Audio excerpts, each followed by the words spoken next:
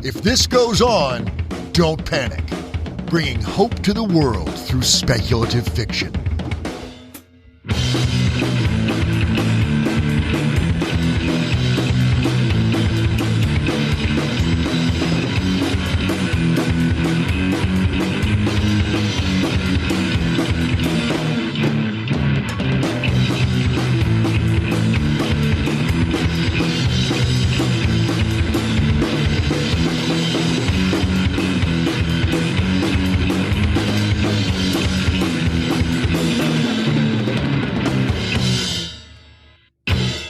Hello and welcome to episode 21. On this episode, we speak with co-managing director of Fandom Forward, Janae Phillips. So Diane, how are things going? Well, we finished the move. Nice. For the moment. We're currently ensconced at my friend Siobhan the Writer, is who she's known as on Twitch. It's a little crowded, but it will do, and it's about as settled as it's going to be for a couple of months anyway. We're still looking for the house. We made an offer on one, and it looked like everything was going great. It was my dream house, but then we found out that the zoning was in light industrial, and insurance companies would not agree to let us build a new house if the house burned down.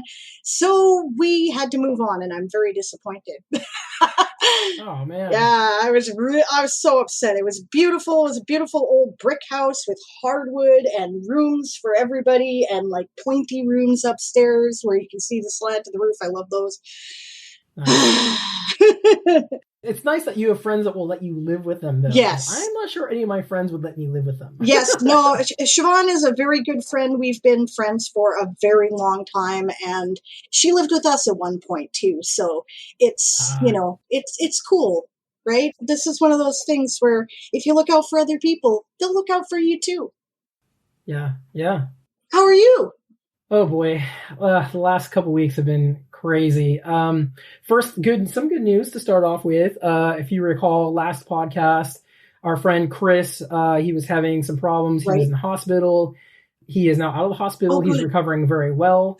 Things are looking up for him. Nice. Glad to hear it. Awesome. Really glad to hear it. Yes. Me too, of course. And let's see, this week we had a COVID scare about a little over a week ago. My youngest son was exposed to someone his age who also had COVID. I shouldn't say also had COVID, who had COVID. And then, of course, we are all exposed.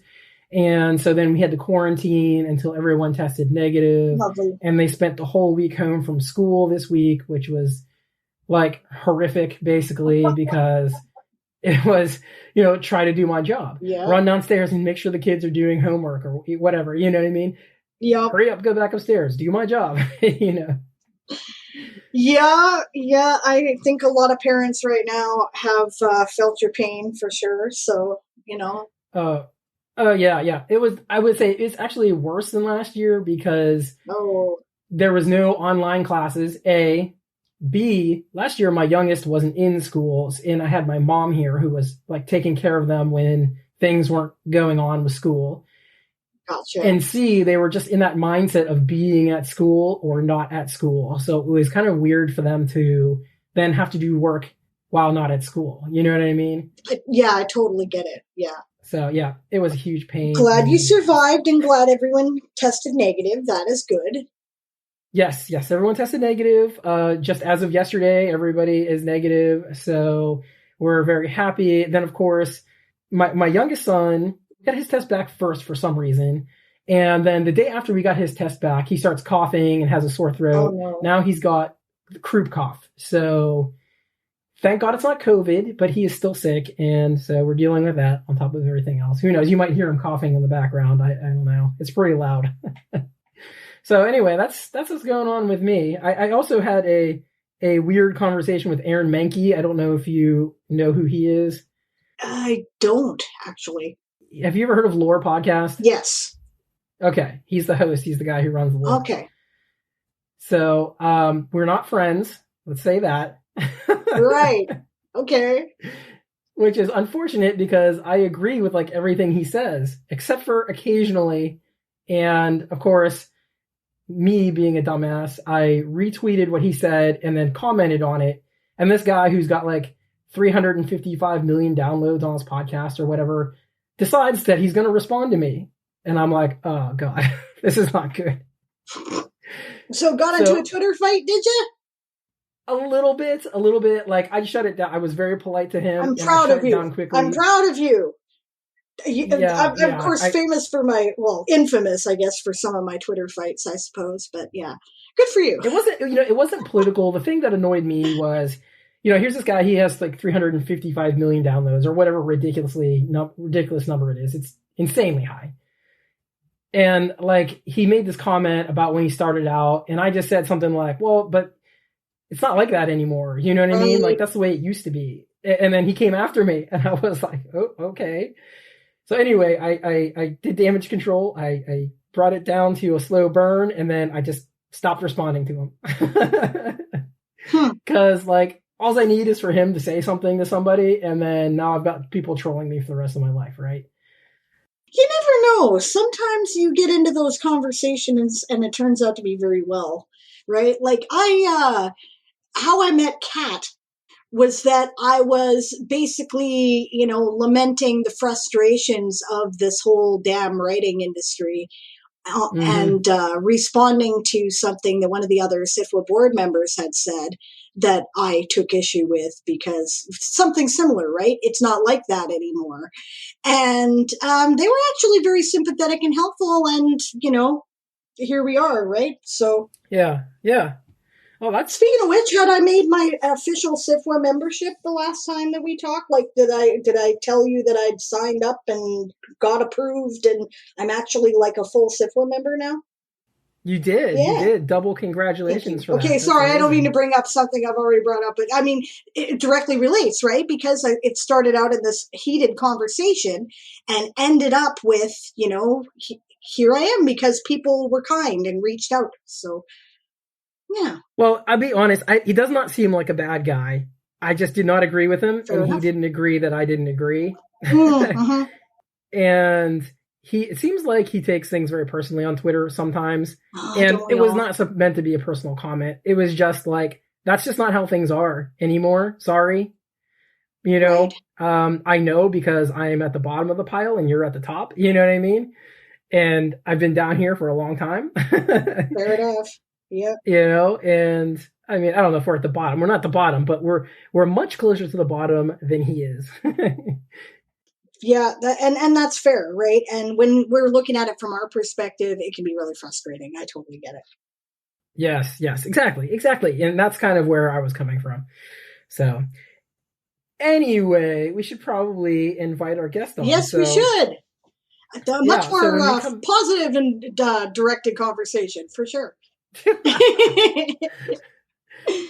All right, so when we come back, we're going to have Janae Phillips. Hey all, you know that here at If This Goes On, we believe that a rising tide lifts all boats. Life is not a zero-sum game. Aurelia Leo Publishing believes the same thing. If you haven't heard of them, they're a publisher that focuses on disabled, queer, trans, Black, Indigenous, and other storytellers of color. They intend to pursue their mission further with their new podcast, Aurelia. Twice a month, Aurelia will feature reviews, interviews, and short fiction produced by or about disabled, queer, trans, Black, Indigenous, and other storytellers of color, hosted by our friend Zelda Knight. They are kicking off with interviews of N.J. Ember in a series of short stories by Edmund Schusel and Miko Rahala, published in the Infinite Metropolis collection. If you want to hear more about disabled, queer, trans, Black, Indigenous, and other storytellers of color, check them out at aureliapodcast.com. That's AURELIA podcast.com, Apple Podcasts, or anywhere you listen to your favorite podcasts. We are back, and we have Janae Phillips with us today. Janae Phillips is a writer and community organizer with over a decade of experience in youth, fandom, and digital organizing. As the co-managing director of Fandom Forward, Janae has helped shape the landscape of fan activism. Awesome. As a curriculum writer and training facilitator, she's trained thousands of the next generation of activists around the world. Janae writes about love, community, and the complicated business of everyday life. She's a queer woman from the Sonoran Desert and lives on traditional Fandom land in the quirky, complicated, magical city of Tucson. She's an amateur ceramicist, and her vessel integrity varies, and a museum enthusiast who will cry when presented with a dinosaur. You can learn more about her at janae.online. All right, well, welcome, Janae. Hi, thanks for having me. Thanks for coming. I've been very excited about this interview. I've heard of you guys. Obviously, I heard about you when you were originally the Harry Potter Alliance, and you guys have an excellent reputation for your work combining fandom and activism. And I'm so excited that Alan asked you to come on the show. That's great. Always good to have a good reputation. Right? I know. That's why I try not to fight Darren Mankey. Yeah, you haven't seen us in any Twitter fights lately or anything. We're doing okay. Nope. Right. So before we start talking about activism and stuff, let's learn about you a little bit. Yeah. What are your top fandoms? Oh gosh, man, people ask me this like every day of my life, obviously because of where I work. And every single time I'm like, what are my top fandoms? I think I have that fan thing where I have like too many top fandoms. It's a matter of narrowing it down. Fair enough. Lately, I have to say, I am completely obsessed with Martha Wells books, and that's honestly like what I've been spending most of my fandom energy on. Nice. I picked up the Murderbot Diaries series last year during the like height of pandemic election season, and they got me through. I think I read them like 4 times in a row, basically. And then I've been reading her Raksura series, and that is equally lovely. So that's been my freshest fandom. Let's go with that. Okay, nice. That's awesome. I love those Murderbot books. I've read the first 3. I haven't had a chance to read the last 2 yet. It's on my TBR list. I think the concept is really awesome, but I haven't made it there yet. It's so good. It's so like found family, a very like her vision of the future in sci-fi and what the world will look like is very kind of realistically depressing in some ways, but also very hopeful in others. And I think that's part of what I like about her approach to sci-fi, you know. Also hella queer, like the whole thing is just great. Sounds like our shtick, actually. Yeah, exactly. Yeah, I was just going to say, she's kind of been on my list and we just haven't got to her yet. So cool. Something to look out for, people. I do love those books, though. I just haven't had a chance to get to the last 2. It's like between reading for reviews, reading for the podcast, and then trying to get in some stuff for myself. It's hard. So how did you get involved in activism? Yeah, I mean, I have been, I guess, involved in activism since high school, and when I went to college, I got very involved in, all the traditional student leadership groups. And my college happened to have like this very robust leadership and activism and social justice program. And so I got super into those. And it was actually during that time that I discovered what was then the Harry Potter Alliance. And I actually started a chapter when I was a college student. And that was kind of the beginning of my journey, kind of doing local organizing. I've done other things since then, but that has really been the moment that I started to see a pathway that I felt inspired and enthusiastic about, like, okay, this is something that I can do. And like, this is a way that I can use these skills that I have learned in a way to approach kind of activism and training and education in a unique way, you know?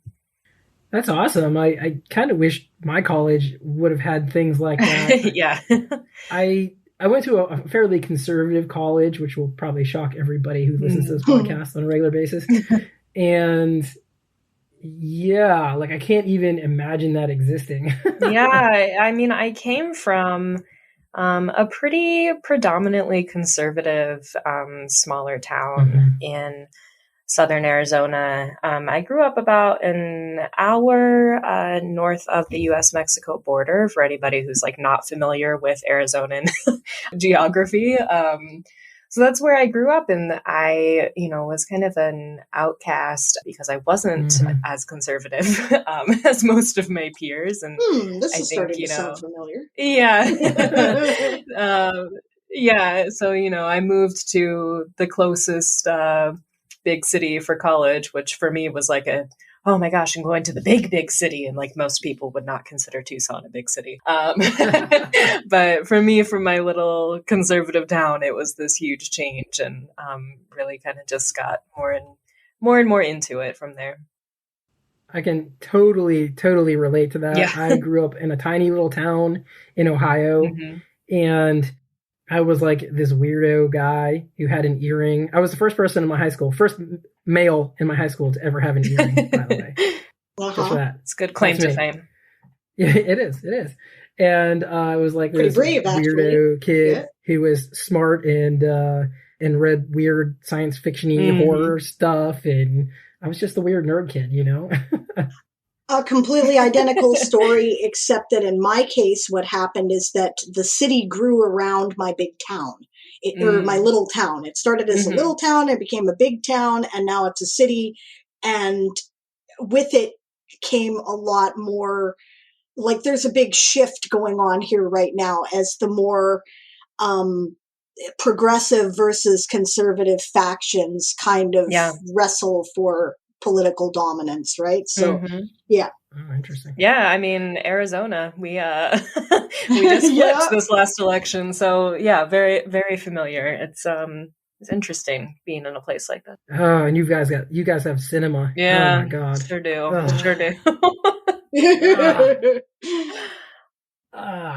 Okay, I won't go there. Okay, no, let's not get on that soapbox today. Yeah, too far. I have to say, Fandom Forward is a 501c3 nonpartisan organization. My opinion of cinema is not Fandom Forward's, and yet, yeah, I understand. Anyway, yes. Let's stop talking politics here then, because we're here to talk activism. We're here to talk fandom. That's talk right. Fandom. That's totally cool. Yeah. Okay. We, if you guys are nonpartisan, we don't want to drag you. So I know you weren't there, obviously, at the start of the organization, but I'm very interested if you have any insight into the process, why, or how it is that fandom and activism became linked, and what sparked the idea that this would be a good vehicle. For sure. So we were founded in 2005.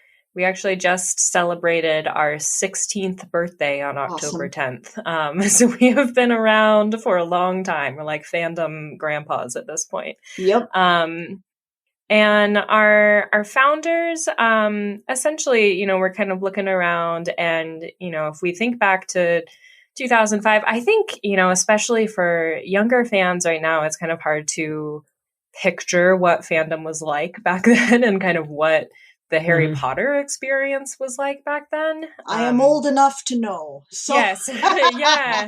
I am as well. I was already a grown-up in 2005. Yeah. It just, I think we really benefited from, we were growing up kind of at the same time that the internet was. Like 2005 is the same year YouTube started. And so we were very kind of deeply connected with that movement. And as the kind of Harry Potter fandom was growing, and also able to connect with each other faster and more broadly than pretty much any fandom before it had, because of the internet. And so our founders were looking around, and they would see, all of this energy and these midnight releases and these lines out the door and the cosplay and the excitement and all of that for Harry Potter. But then, there's a famous story of, they would look at say an Amnesty International meeting next door and see only a couple people there. And so they thought, how can we kind of capture this energy that exists in fandom and build some parallels between, what's happening in these stories that we love and what's happening in our world, and get fans to mobilize and use all of these, frankly, very transferable digital activism skills to be able to fight for social change. And so that's what they did. So since then, we have organized around most progressive issues you can think of. We are very broad in scope.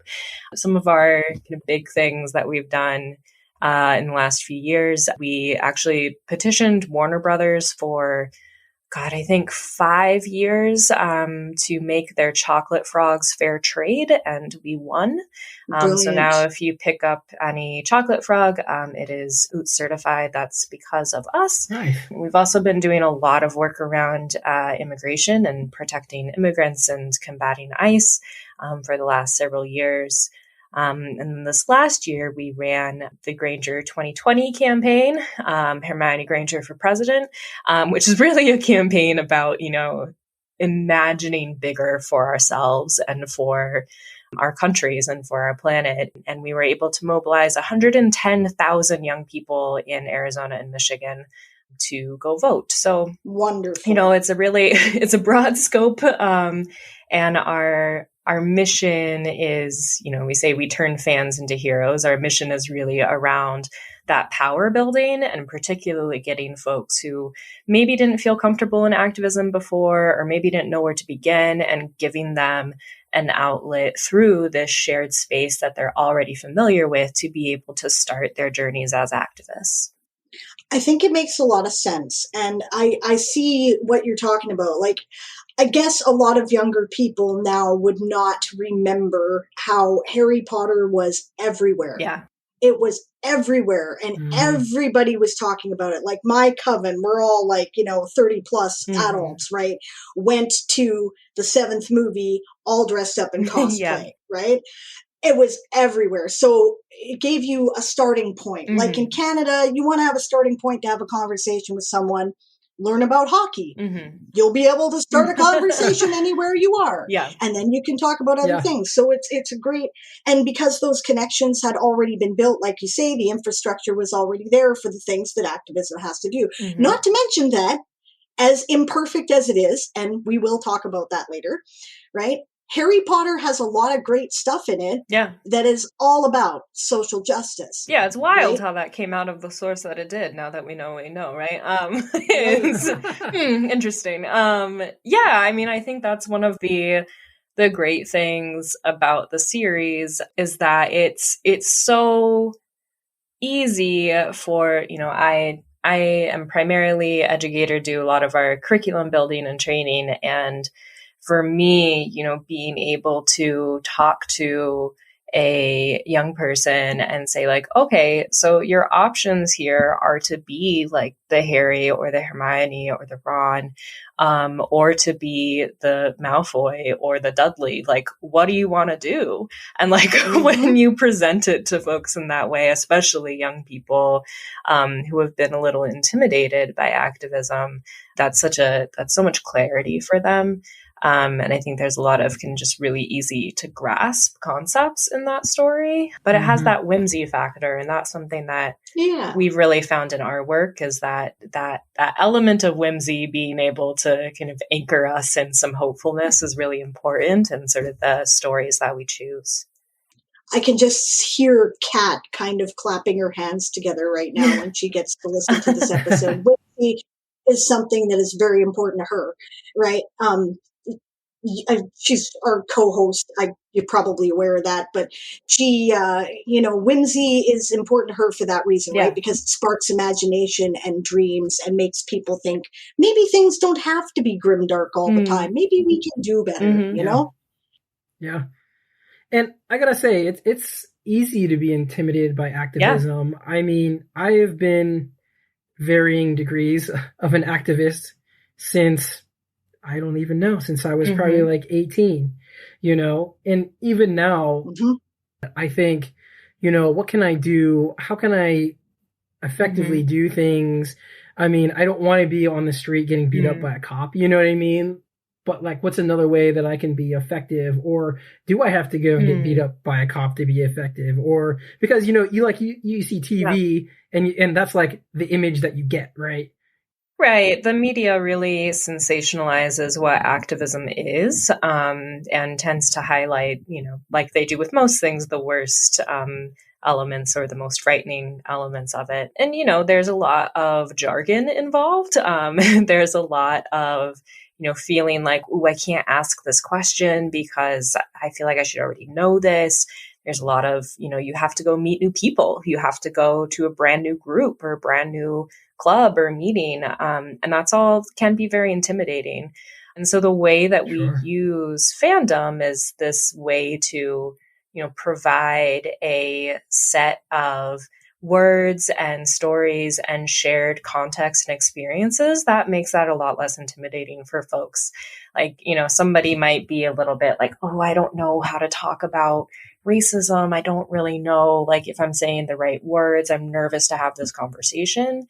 But if I start talking to a Harry Potter fan about, like, what do you think about, like, pure blood versus not? Like, they already have that language and they feel like an expert in that. And that confidence helps them really kind of bridge that gap. I know Alan and I are both instructional designers, so I'll pull out the nerdiness. This is like scaffolding, right? Mm-hmm. So we're giving them scaffolding to get from one step to another and build that confidence as activists. That's awesome. Yeah, very awesome. I've noticed now that you have many fandoms in your literature or your curricula. I'm going to ask the question, why are you no longer the Harry Potter Alliance? Yeah, I mean, that's the $1 million question right now, isn't it? That's what everybody wants to know. Might as well get it over with, right? So in all honesty, there had been conversations about changing our name for like 15 of our 16 years because very early on, right? Very early on, we were like, this is a concept that is not exclusive to Harry Potter. And we have actually been doing campaigns in other fandoms for many years. We did a 5-year Hunger Games campaign back in 2012. We've done stuff with Superman. We actually ran a campaign called Superman is an Immigrant because technically Superman is undocumented. Mm-hmm. So we've done, we've done things like that. We've been building this curriculum for multi-fandoms for many years. And for a very long time, it kind of came down to, well, like ultimately staying the Harry Potter Alliance as our name is still like more beneficial. And lots of people, it's a good kind of baseline that most folks are comfortable with. And then that very quickly changed. So we had already been having a lot of these conversations. And then for listeners who might not know, and honestly, before this, I think there had been inklings that J.K. Rowling was transphobic and promoting transphobic views and propaganda, frankly, for a very long time. And I should also mention that, there are lots of problems with race in the books themselves, but particularly her Magic in North America content that came out about Indigenous folks in the United States was extremely problematic. And that was, I think, in 2016. So there had already been things. But this was really a new level of her being very explicit about her anti-trans views, about her agreeing with TERF rhetoric and propaganda. And that started in, I think it was October 2019. And then she published her now infamous essay in, I think, June of 2020. And, Fandom Forward has a very long history working with the LGBTQIA plus community. Actually, about 50% or more of our members are LGBTQIA plus. We had a trans spokesperson for many years who actually came out as trans while he was our spokesperson. We were doing trans rights campaigns back in 2016. So this is something that is very close to our hearts. Many of our volunteers are trans and non-binary. It's very, very important to us, and it's an incredibly important value. So we knew that not only did we not want to be completely tied up in that anymore, we also wanted to protect our community, and we wanted our community to be able to continue to be part of our community no matter how they felt about their individual decisions about whether they were going to continue to interact with Harry Potter or not. And frankly, for many, many years, it's felt like there are new cool fandoms happening that we could really get involved in. But coming into like the Star Wars fandom as the Harry Potter Alliance is kind of like, you don't even go here. What are you doing? So like having a new name is really helpful with that. So, we rebranded as Fandom Forward in June of this year. So it's pretty new. And it's been really great. We've had really good interactions since then. We will continue to do some Harry Potter work. And the thing that we like to say, with any problematic creator is that we're fan organizers. We're not pop culture organizers. We're really here for the fandom, and particularly the Harry Potter fandom has been built a lot by queer and trans labor over the last few years. And so for us, being able to recognize and celebrate that is still important. And so we're continuing to be mindful, but feel really good about being able to expand who we're reaching a bit more. I want to say two things about that. I'll try to make them as brief as I can. And the first is that there's an explicitly, it's a queer-coded narrative in Harry Potter a lot. And I think that's why it attracted a lot of us who fall under the rainbow, right? I saw it, other people saw it, and it gave us hope. And I think that makes sense that a lot of the fandom is built on, queer and trans work. That just is logical. The other thing I'll say is that I have never seen any evidence of transphobia in any form even when it was the Harry Potter Alliance. My first encounter with you guys was weird, right? And it's just to go to show you your reach here, right? I went to this little tiny con in my local area. It's called Pentacon. It's in a little town called Penticton. You've never even heard of it. I know you haven't, right? But it's local to me. It's about an hour and a half drive. And I have never seen a more explicitly trans and queer welcoming environment in my life, right?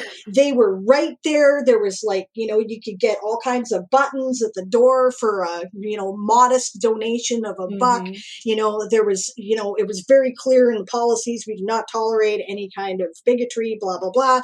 It was just so amazing. And you guys are why. Right? Because the Harry Potter Alliance at the time was one of the big groups that had planned Pentacon.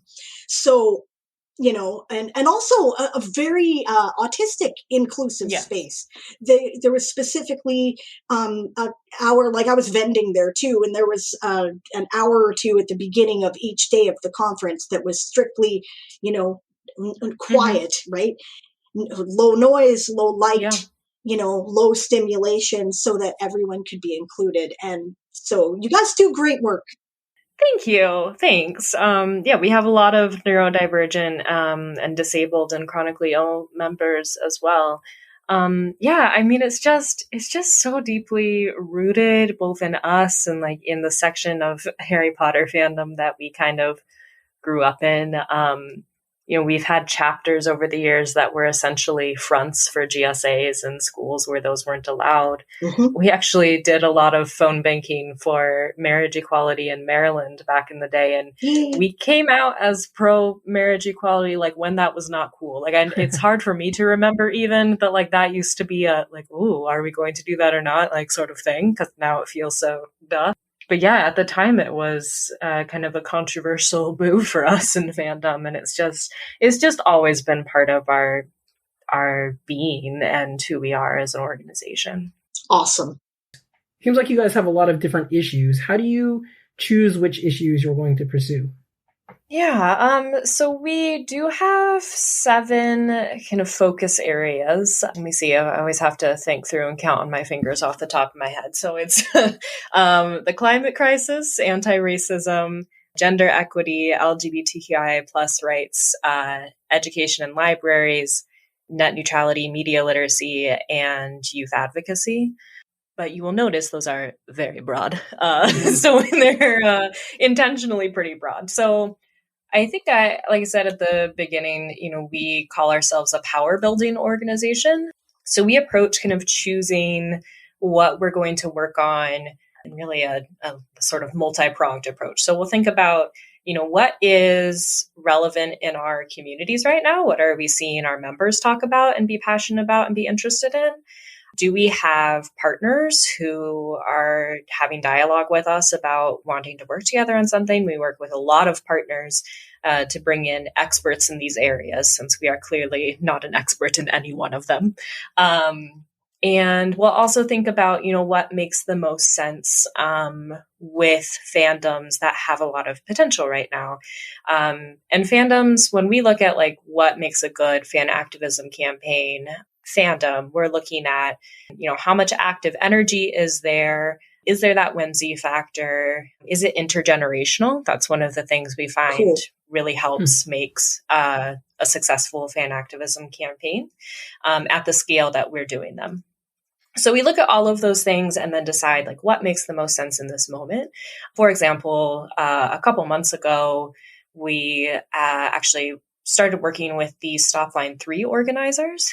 We saw that they were looking for a big hurrah, big push. It was something our members were talking about. It falls under climate change.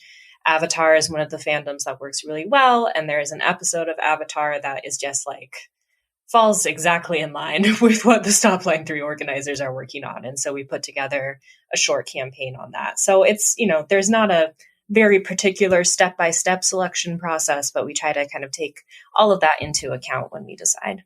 If it's okay with both of you, I actually kind of want to go backwards just a touch. We were talking about activism being a scary thing, right? Yeah. And how the media portrays it as a scary thing.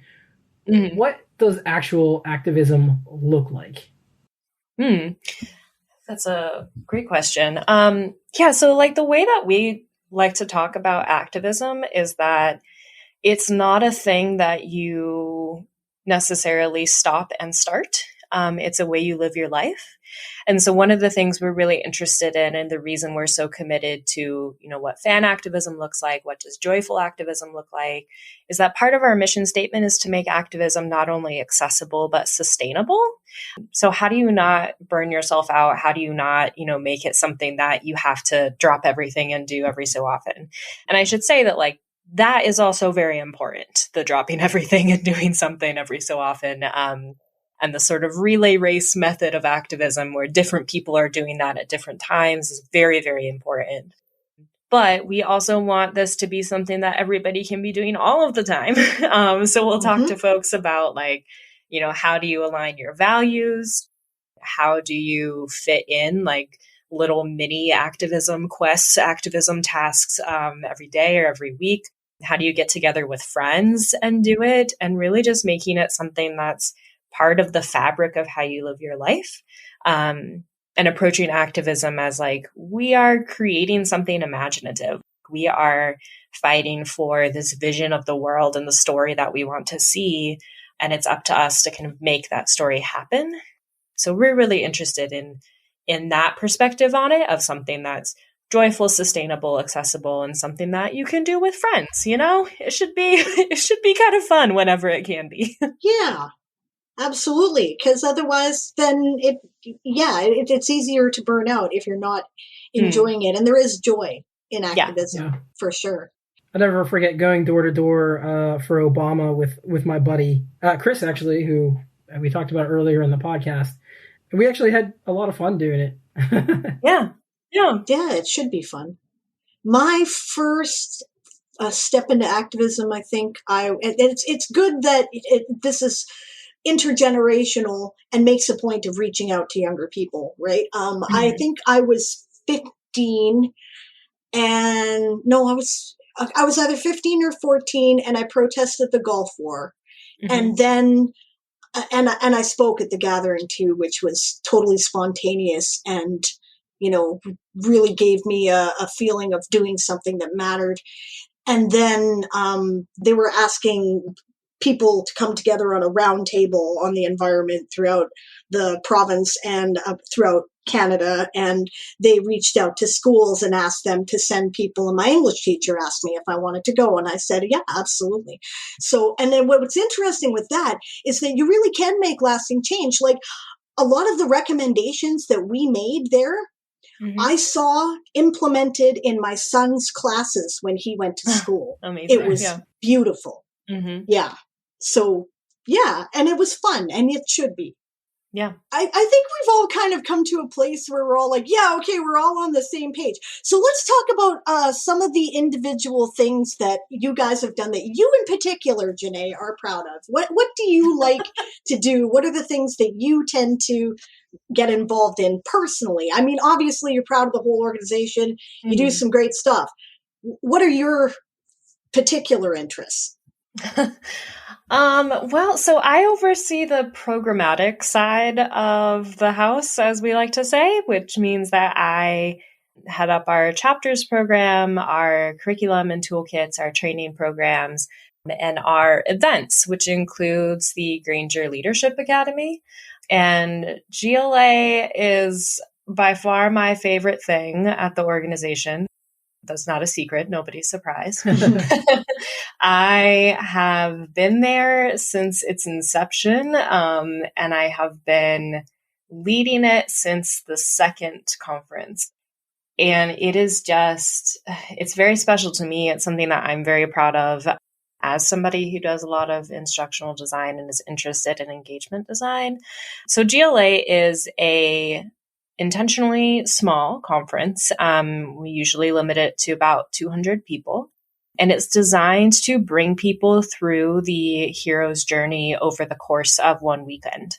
So it's intentionally designed to kind of start off with getting your call to adventure, with finding your teammates.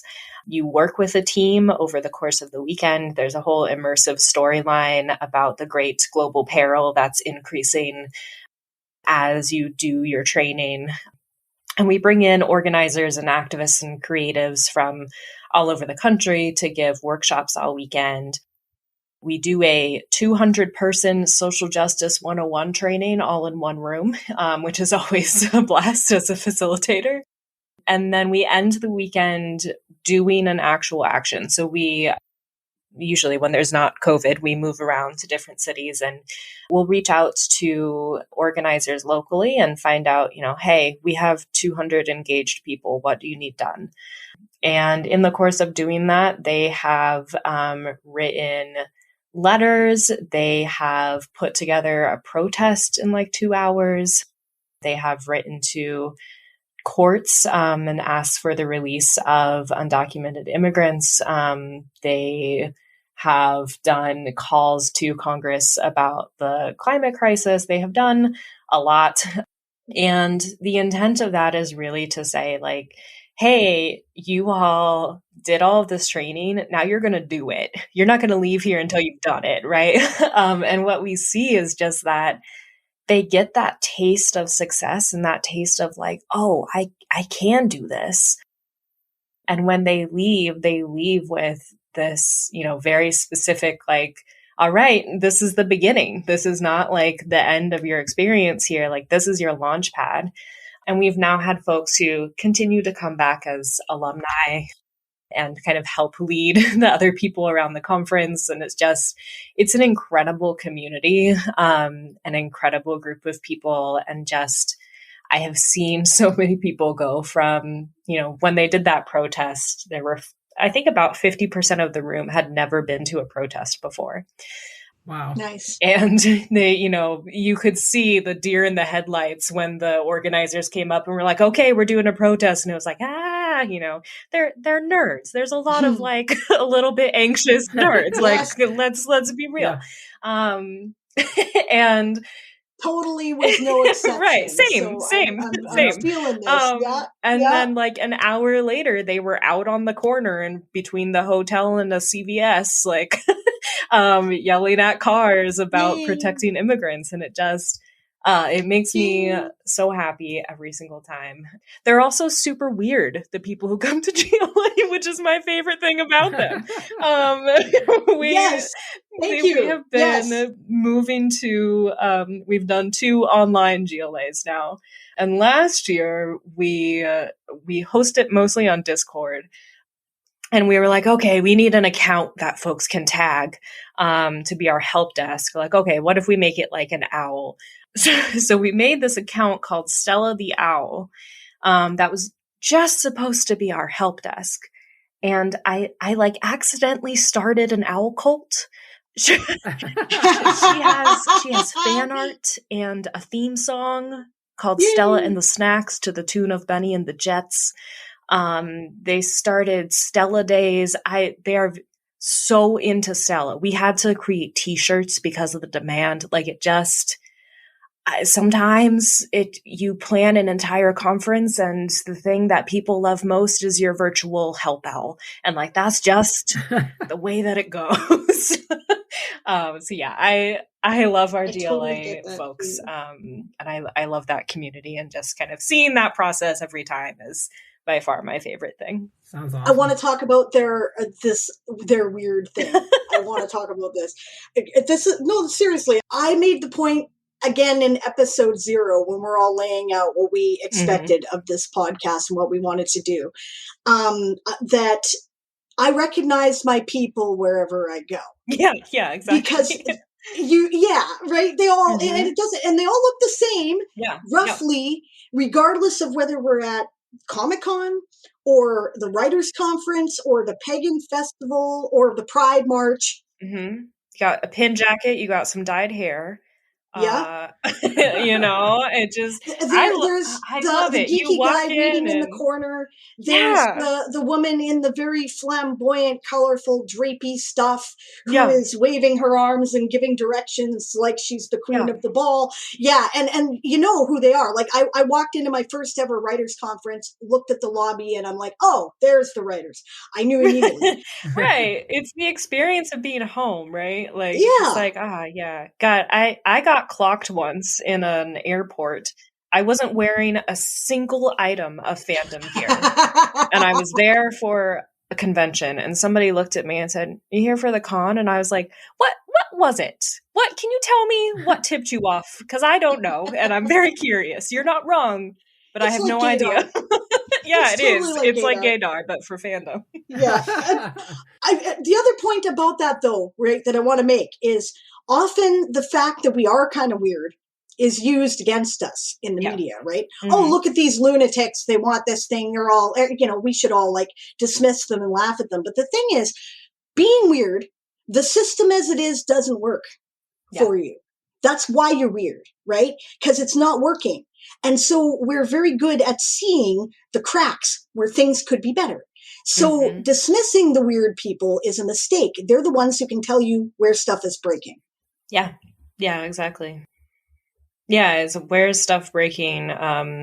We have this ability to see things through a different lens, this ability to be imaginative, this level of like acceptance and community care. Like a thing that happens in person a lot at GLA is that, folks will just start bringing down like the food that they brought to their hotel rooms. And we end up with this table that's just everybody's snacks, and it just becomes like this communal snack table of everybody like bringing over the cookies of whatever they bought at the local grocery store, and just like making sure everybody gets fed. And it just I just love them so much. They know this. Every time I'm like, oh, my kids, you all know, you make me emotional.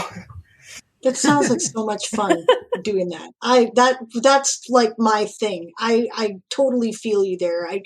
When you've reached out to someone and you've made a difference in their life, and they, the eureka light goes on and they feel empowered, you're like, yes, I have fulfilled my purpose in this universe. Yes. I just love to see the design documents for this, because my work brain, my instructional design brain is just like going crazy over here, Yeah, I mean, I pulled a lot from alternate reality gaming concepts.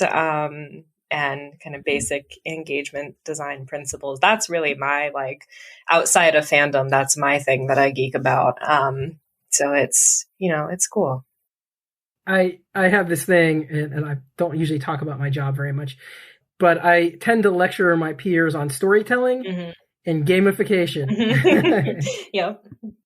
Because like a lot of people go to work and are like, oh, games and storytelling are not for work. Yeah. And they have this whole crazy mindset. I'm like, no.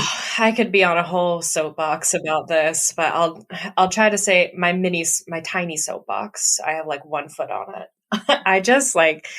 I think that making particularly activism training engaging is like practically an ethical obligation for activists. I think, we have this tendency to say, oh, like, we just like need to give the information and people just need to get through it. If they really care, they'll just get through it. And like, not only is that ableist as heck, but it's also assuming so much about what people have the spoons for, what they have the energy for. Also, like, why is it that you think it's okay to be like, I'm going to give you a boring ass training, and if you don't like it, then you don't care about this topic? Like, what? What is that? I just like, I am in the business of getting people to be part of social change. And if that's what I want to accomplish, then my training needs to be banging. So I am very committed to like, this is something we need to do, and it's something we need to improve in many areas across social justice and activism education, because whose voices are we missing from the room because folks couldn't sit through something that wasn't entertaining? And that's the thing that, I am very concerned about, and very thankful that I get to work on something like that as my career. And storytelling in games are just how the brain works, man. Yeah. Like there's research that proves this. Yes. Yeah, it's Sesame Street. I mean, like, people are always like, why fan activism? I'm like, it's literally like Sesame Street.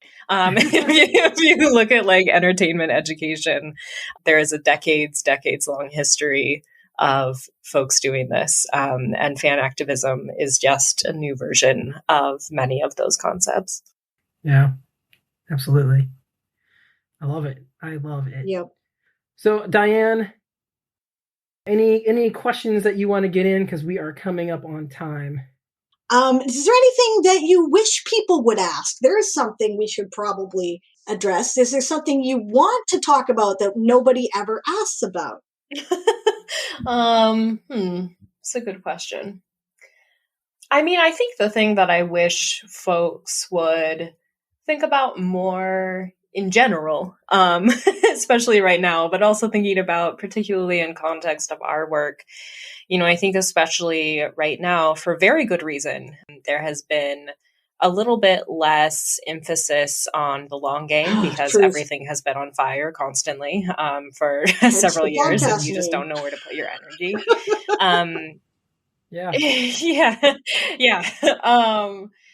But a lot of what we're doing, we do very exciting work, but we also do a lot of very quiet work.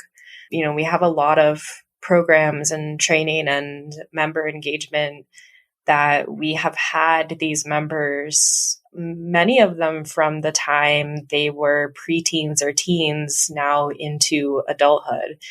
And we can actually track through surveying and through some of our qualitative case studies and interviews and data that the longer people hang out with us, the more radical they get. And I think that's because of the community. I think that's because, we are not doing kind of flash in the pan, flashy campaigns and that's it.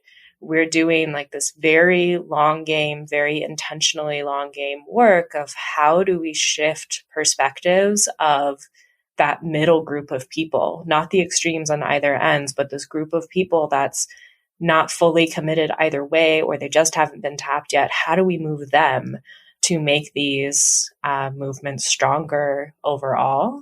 And I think that's the piece of it that, it doesn't get talked about as much, especially right now, of just investing in this quiet work and figuring out how we kind of capture more of that and are promoting more of that kind of power building for the future so that, we don't have to deal with years and years of everything on fire again, Right. Right. So that's the kind of thing that like I get very passionate about. Right. Great. So we have a couple final questions that we ask everybody. Sure. The main one being, what is giving you hope right now? What a good question.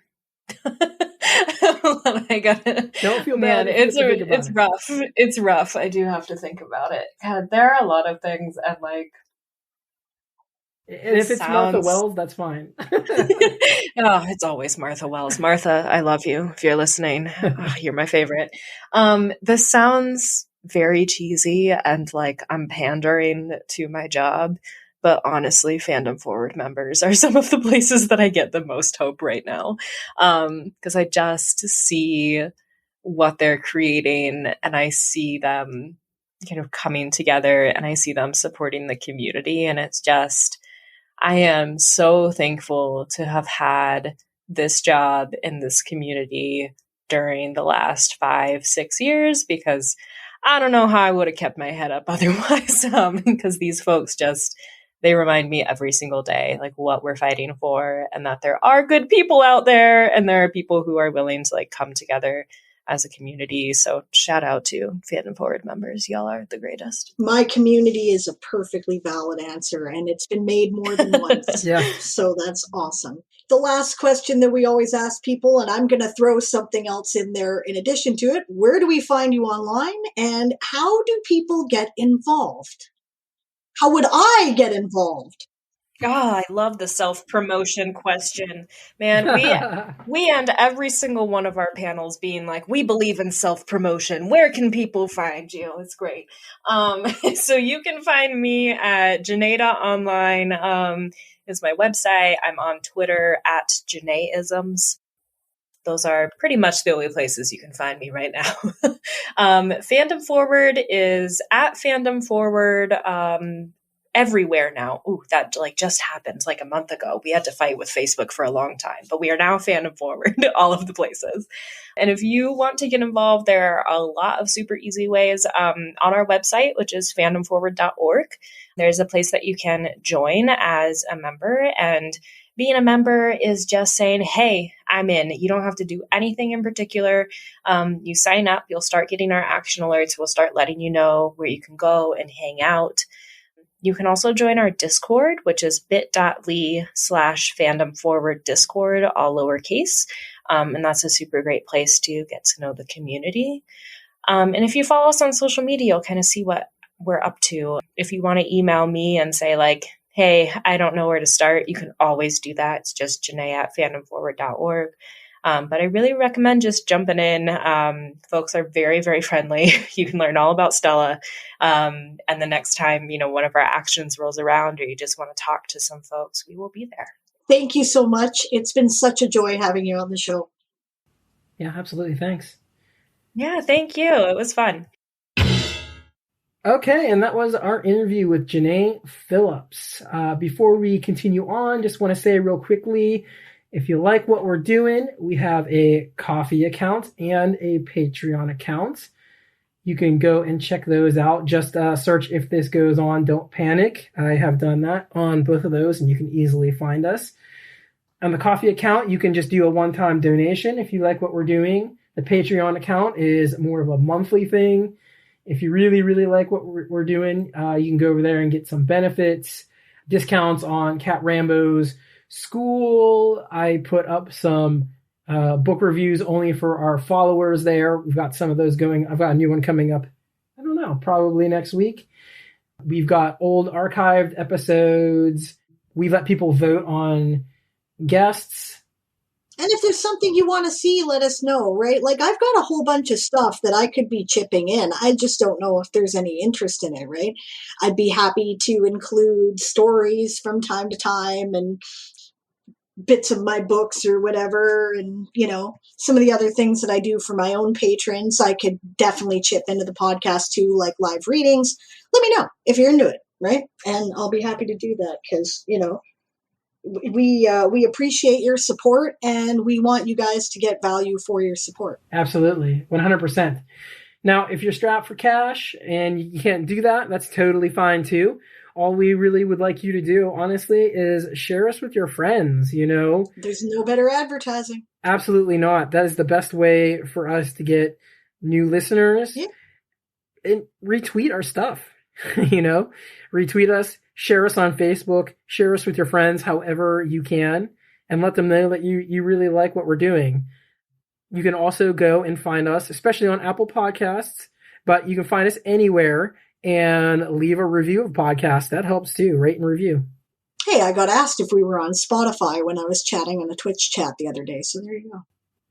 Nice. I hope they download all the episodes. Yeah. All right. So now that we have done that, Diane, what do you think? She was awesome. I was very excited about this interview when you said that you were going to have Janae on, and I found her to be delightful, and yes. I'm very excited about the work of the organization. I went and signed up, as a matter of fact. So there you go. And I will likely be doing the same. For our audience, I am actually looking to volunteer with them, possibly, if I can get that figured out. But I do expect to be doing that in the future. I think one little interesting factoid that really jumped out to me is how we're all from little towns and just didn't fit in there. You know what I mean? Yeah. I kind of wonder how that informed our activism. I think part of the point that I was getting at with my comment about don't overlook the weird is that people who find that they don't fit in the status quo are generally the ones who see where it is broken. Mm-hmm. Maybe, I know for me, I had to get involved in activism. I had no choice because the world did not make a place for me. So I had to make a place for myself and others like me, right? And perhaps that's something that a lot of us have in common. But the cool thing about that is that you can also you have more empathy for other people who also don't fit in. Yeah, I think about that. I think about these things a lot for some reason. I guess I'm just a very reflective person in by nature. You need that kind of reflection. Yeah. And I always wonder, how did I get into activism? How did I, because it started for me going to protests, pretty general stuff, right? And then I got into punk music and I started playing punk bands, and which is protest by definition. Absolutely. I mean, we would pass out flyers talking about how, George Bush was a war criminal. You know what I mean? Like, we would do stuff like that. And then it went from that to me being older and being able to afford to donate the things and work through this podcast in activism as well. I don't know. It's just an interesting, reflective idea for me. I was a goth musician. Same reason. Protest by definition. Interesting. So just a comment here. I know this episode is going to air in November. So if you want, come over and join me on my Twitch channel. That's Twitch.tv /Sable Aradia, just like, SableAradia, because right now I will be in the middle of Game of Tomes, which is, speaking of gamification, right, is a gamification of National Novel Writing Month, where you join a house and accumulate your word count towards that house. And there are eliminations. The house with the lowest word count at the end of each elimination period, which is every 5 days. 1/3 of them are randomly drafted into the Undead Horde and must write for the Undead Horde for the remainder of the contest. And 2/3 may choose another house to support. It's a lot of fun. It's kind of like Stella the Owl. It was something we started last year. It blew up and got really big and really popular really fast. There's fan fiction about it. There's like a whole universe that has been created. People role play sometimes in the chat. If you're looking for people to have a lot of fun with and turn National Novel Writing Month or your writing goals into a team sport with a supportive team who's 100% behind you, even if you're not a very competitive person, we're doing that. So come over and play. You can play as much or as little as you want. That's awesome. It almost makes me want to become a writer. See, almost. You should try it. If you've been thinking about maybe you want to write a novel, but you're not sure where to start, or you've always wanted to donate, set aside time for your writing, National Novel Writing Month is a great way to do that. And you can do it with friends, and it becomes a less lonely activity that way, which is why I love it. And Game of Tones is carrying that on. So that's awesome. Yeah. And your book is out now. My book is out now. A Few Good Elves is available in ebook and paperback format, pretty much anywhere. I've decided that I'm going to delay the hardcover release until at least January, however, because of the worldwide printing shortage and shipping container shortage problem.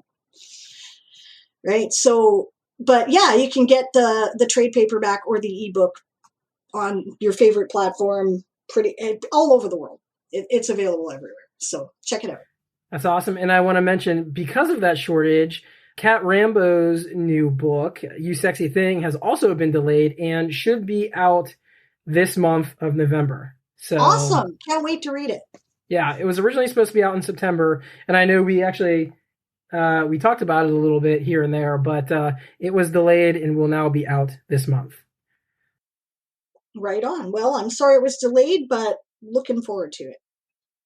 Okay, so coming up next, I will be doing some book reviews for you all, including two firsts. I review a cookbook and a graphic novel, along with another anthology. So, can't wait to hear it. That will be coming up here in 1 minute.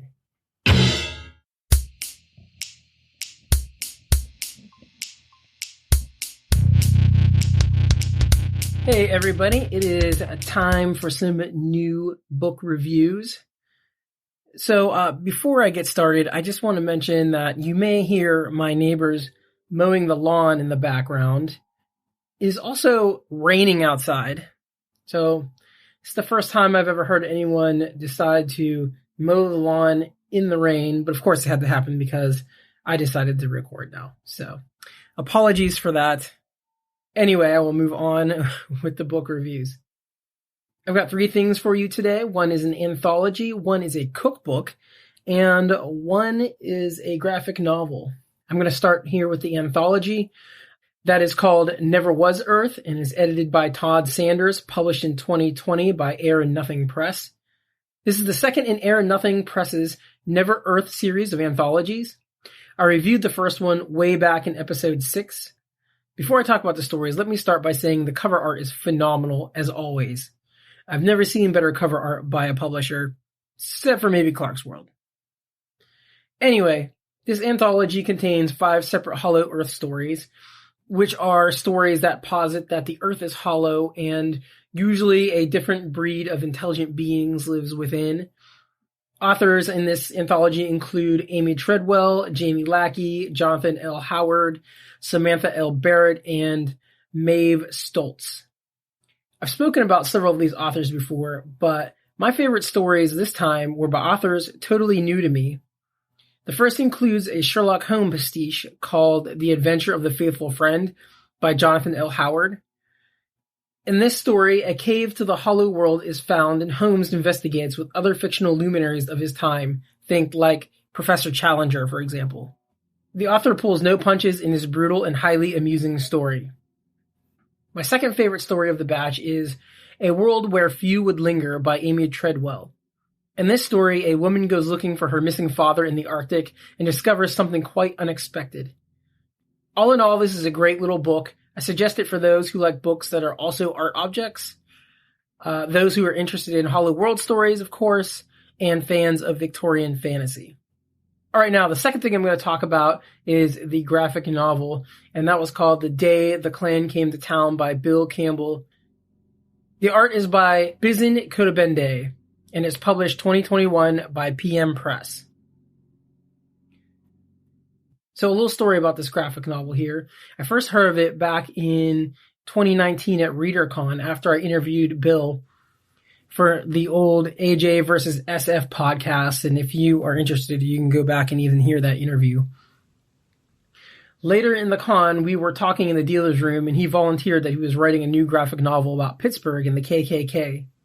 Being a Pittsburgher myself, this interested me deeply, of course.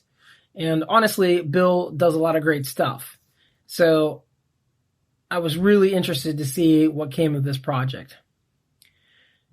After the whole writing and publication process, we learned that it would be delayed because of the paper shortage caused by COVID. So here, finally, 8 months after ordering it, the book showed up at my door. I immediately sat down and read it.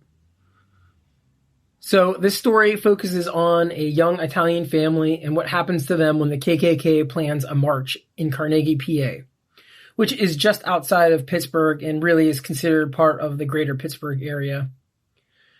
It's a short, emotional, and thoroughly researched book. As with most of Bill Campbell's work, it handles serious social issues with intelligence and skill. The story is interesting, particularly in how it deals with the Irish and Italian characters and how they are seen by the KKK. The art is also very interesting. It reminds me of the art in the Valiant Heart video game, kind of a stylized 2D cutout look, kind of cartoonish. It was not created to be hyper-realistic. If you're into historic fiction, the history of racism, and Pittsburgh, you should definitely check out this graphic novel. For the third book, we have Cooking for Wizards, Warriors, and Dragons. 125 unofficial recipes inspired by The Witcher, Game of Thrones, The Broken Earth, and other fantasy favorites. This one is by Thea James and Isabella Minunni. Published 2021 by Topics Media Lab. So this is the first cookbook I've ever reviewed.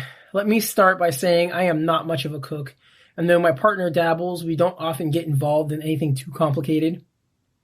This book has a beautiful cover and is also beautifully decorated throughout with designs and illustrations. As the title implies, there are 125 recipes. All of these recipes relate back to food dishes mentioned in various popular fantasy series. The recipes range from snacks like yucca fries to desserts, breakfasts, soups, feasts, and even a number of cocktails. Each recipe starts with an introduction about how it relates to a certain fantasy series. Then the ingredients and directions are listed. We did try to make 2 of the recipes. Now, as I mentioned, we are not well versed in cooking and baking at my household. I can make a basic grilled cheese sandwich for my kids, while my partner may barely qualify as an amateur baker. The first thing my partner made was the Bilbo and Frodo's birthday trilogy layer cake. First, there were some obscure ingredients like elderflower liquor, which I had never heard of before. And after doing some research, we just tried to replace these ingredients with others. As she started, it quickly became apparent that she was in a little bit over her head. The results were not bad, but we did not end up with what was described in the cookbook. The second recipe was Dara's lentil mujadara, which is a kind of lentil stew. This one was much easier to make and made the house smell great, actually. But after making it and eating it, we decided it was actually a little too plain for us. So all of that said, I would recommend giving yourself some extra time to complete the recipes, and some proficiency in the kitchen would also help. There were a lot of challenging recipes in the book. Overall, this is a well-crafted, fun book that inspired us to expand our boundaries and try some new things. So pick this up if you like trying to cook new things and enjoy books that kind of flesh out those fictional worlds and bring them more into the real world. Okay, and so that's it for this time around. Please feel free to send us any comments. We'd love to hear what you think about these reviews.